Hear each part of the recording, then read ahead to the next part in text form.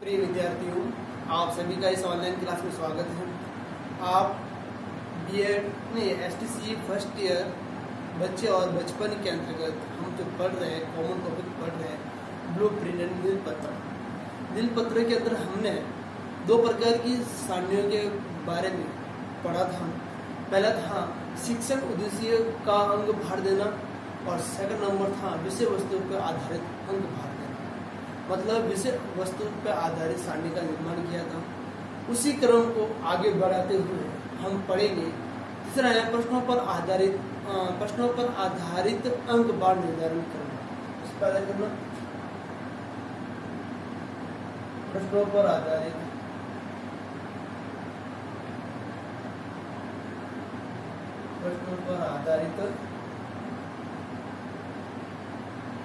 अंक बार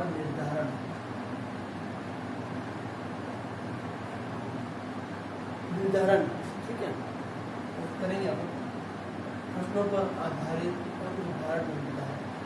अभी क्या है कि ये हम पढ़ रहे हैं, मतलब प्रश्न ऐसे होने चाहिए जिसका अंक भार आपने अपने एक पैटर्न जो होता है पेपर का, उस पैटर्न के आधार पर हमने प्रश्न पत्र को बांटते हैं। बांटने का मतलब है कि इसके अंतर्गत, मतलब इसमें प्रश्नों पर आधारित अंक भार के अंतर्गत है कि इसमें प्रश्न पत्र के निर्माण करने में संपूर्ण विषय वस्तु का समावेश करने की दृष्टि से विभिन्न प्रकार के प्रश्नों की ओर ध्यान देना चाहिए। मतलब एक अध्यापक, जब अध्यापक एक अपने प्रश्न पत्र का निर्माण करता है तो उस प्रश्न पत्र के आधार पर वह संपूर्ण विषय को समावेश करने की दृष्टिकोण रखता है और उस दृष्टिकोण के आधार पर प्रश्न किस प्रकार के होने चाहिए। जैसे वस्तुनिष्ठ प्रश्न होने चाहिए। कैसे होने चाहिए? प्रश्नवाही कैसा होने चाहिए? हमारे वस्तुनिष्ठ होने चाहिए। वस्तुनिष्ठ प्रश्न, फिर अति लघुरात्मक प्रश्न,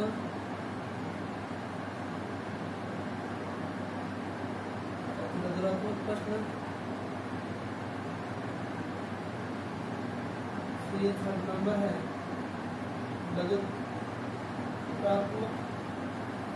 प्रश्न, और फोर्थ नंबर जो आता है वो आता है हमारा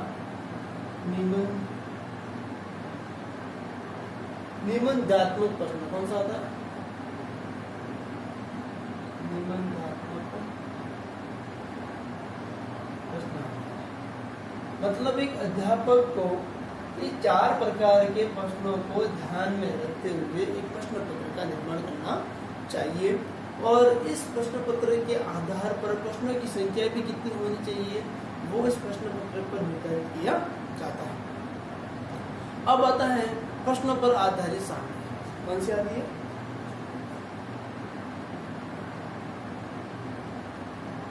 प्रश्नों पर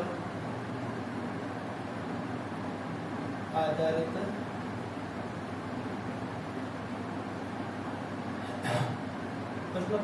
सारणी। तो प्रश्नों पर आधारित सारणी हम तैयार करते हैं तो उसमें एक सारणी तैयार करती है, एक प्रारूप तैयार करना पड़ता है और उस प्रारूप के अंतर्गत आपको भी इस प्रकार का प्रारूप तैयार करना है। तो पहला इसमें आता है हमारा क्रम संख्या, ठीक है। सेकंड नंबर आता है प्रश्नों की प्रकृति, प्रश्नों की प्रकृति। फिर आता है प्रश्नों की संख्या। फिर क्या आता है? प्रश्नों की संख्या। फिर अंक भार। लास्ट आता है हमारा प्रतिशत।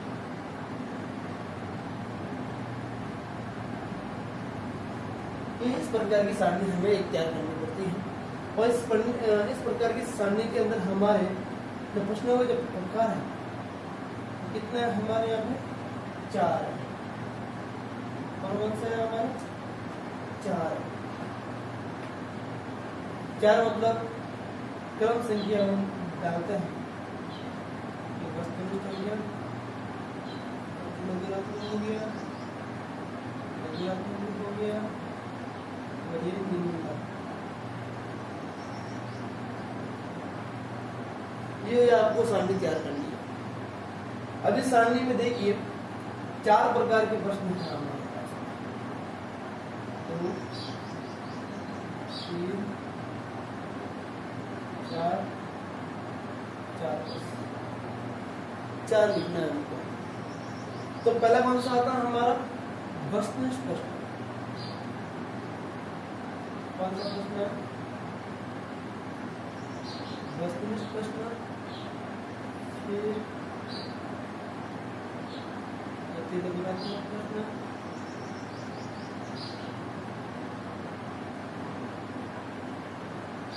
लघुरात्मक प्रश्न,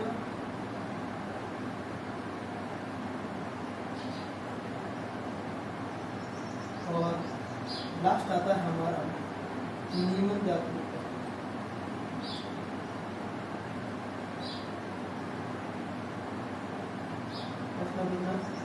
निम्नलिखित प्रश्न।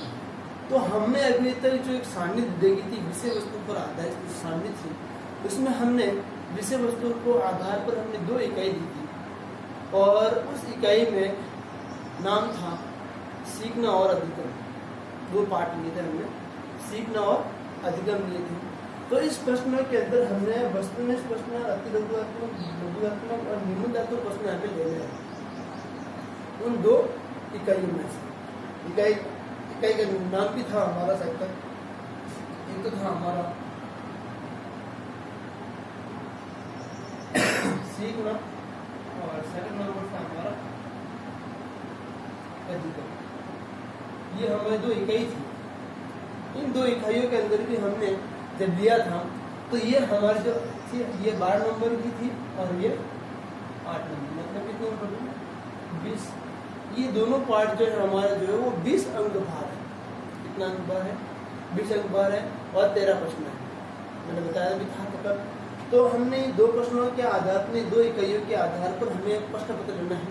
तो हम सब के अंदर टोटल प्रश्न कितना होना चाहिए? 13 प्रश्न होना चाहिए। कितना होना चाहिए? 13 प्रश्न। तो इन सब में 4-4 ले लो और एक में ले लो। वस्तुनिष्ठ में 4 है, प्रतिलघु में 4 प्रश्न है, और लघुरात्मक प्रश्न 4 है, और ये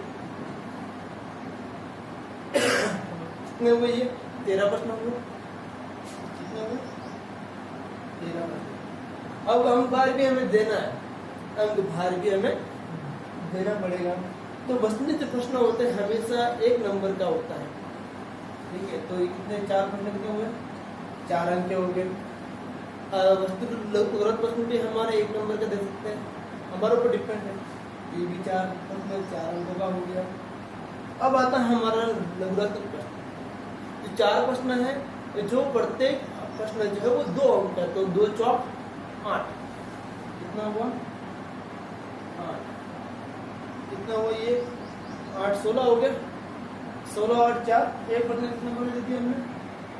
4 नंबर। कौन सा प्रश्न हुआ हमारा? निम्नलिखित जो प्रश्न होता है वो हमेशा इन सब पर टोटल करने के बाद जो आंसर आता है उस आंसर के आधार पर हमें देना है। तो कितना हुआ टोटल? 4 4 8 16 16 4 20। अभी ये 20 अंक पर है, तो 20 पंजे 100।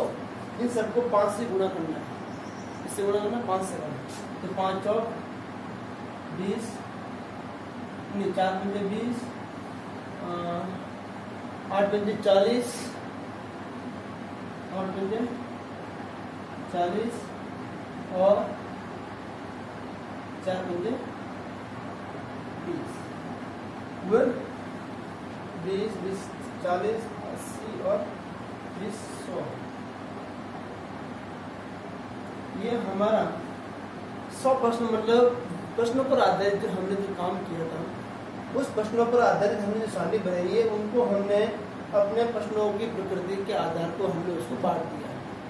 अब रही इसकी सारणी, जो मेन जो सारणी बनती है, इन तीनों सारणियों का मिश्रण रूप बनता है, उसे बोलते हैं निम्न पत्र बोलते हैं, आधार पत्र बोलते हैं। और उसके लिए मुझे नए बोर्ड की आवश्यकता होती है। तो ये इसके जो आगे जो पेंडिंग जो रहेगा वो आप अगले वीडियो व्याख्यान के माध्यम से मैं जरूर समझाऊंगा, क्योंकि मुझे चाहिए बड़ा बोर्ड चाहिए और मेरे पास बड़ा बोर्ड अभी नहीं है। कोरोना की वजह से मार्केट बंद होने की वजह से नहीं मिल पा रहा है। जैसे मिल गया तो मैं इसकी आगे वाले जो सारणी है उसके बारे में सविस्तार पूर्वक अध्ययन कराऊंगा। और आप सभी विद्यार्थियों से अनुरोध है कि आप लोग जो मैंने इस वीडियो व्याख्यान के माध्यम से ब्लूप्रिंट समझाई है, आप अपने इस कॉपी नोटबुक के अंदर जरूर उतारें। आज के लिए इतना ही।